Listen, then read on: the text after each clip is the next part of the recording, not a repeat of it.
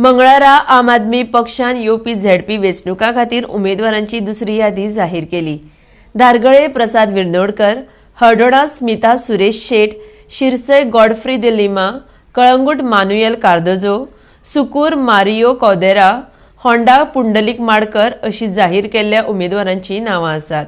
RD एक्सको खातीर पणजेच्यान संजय मनोली जाहीर केले अतिशयचे उपस्थितीत आणि आमकां बरोसो रिस्पॉन्स थंय मेळपाक लागला आणि आज ही उमेद बघता सांगपाक की हांगा नॉर्थ गोवाच्यान आमी कांय कॅन्डिडेट आतां फर्स्ट हितून डिक्लेअर करतले आणि हितून म्हणल्यार कितें ग्रासरूट डेमोक्रेसी कशी घट करपाची कित्याक जे कांय चल्लां ते सगळे आपल्या कडेन दवरून वेग मारून हो सरकार पोरवरच्यान जे चलयता ते कायद्या प्रमाणे कशें जावपाक जाय ते करपा खातीर आम आदमी पार्टी ह्या जिल्हा परिषद इलेक्शनान भितर सरल्या।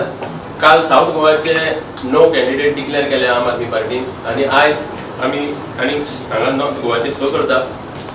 हो प्रोसेस खूप दीस पयलीं सुरू जाल्लो पूण गव्हर्नमेंटान म्हणजे स्टेट इलेक्शन कमिशनान रिजर्वेशन डिक्लेअर करपाक खूप वेळ केलो आणि ज्या जाग्यार आमचे कॅन्डिडेट जाल्ले थंय आमचो गोंधळ जाल्लो कारण तरेतरेची रिजर्वेशनां गव्हर्नमेंटान डिक्लेअर केली जी आमी एक्सपेक्ट करूंक नासली।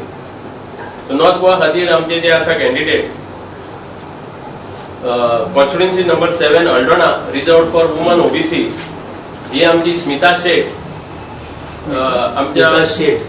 Smita Shet SHET wife of our very senior volunteer. मागीर Shirsai 08 constituency it is general आमचो Godfrey de Lima. Constituency number 10 Calangute which is reserved for OBC तातून आमचो मानुएल कार्दोज। सुकूर जी जनरल कॅटेगरीन आसा कॉन्स्टिट्युएन्सी नंबर 11 ती Mario कौदेरो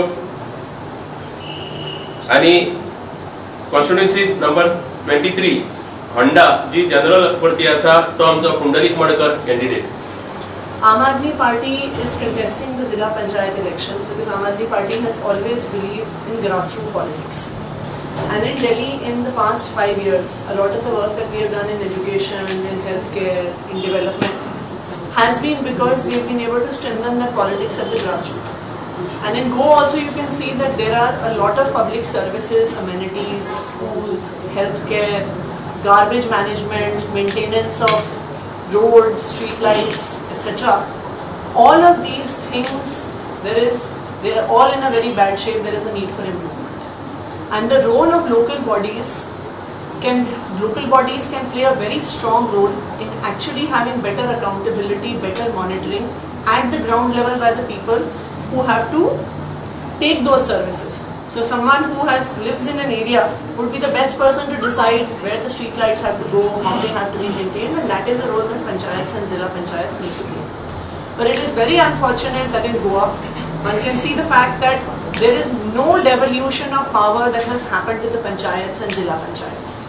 In a response, the Panchayati Raj Minister, Mr. Tomar, had actually in the Lok Sabha given a reply to a question where every head that can be devolved to local bodies, there is zero devolution in Goa.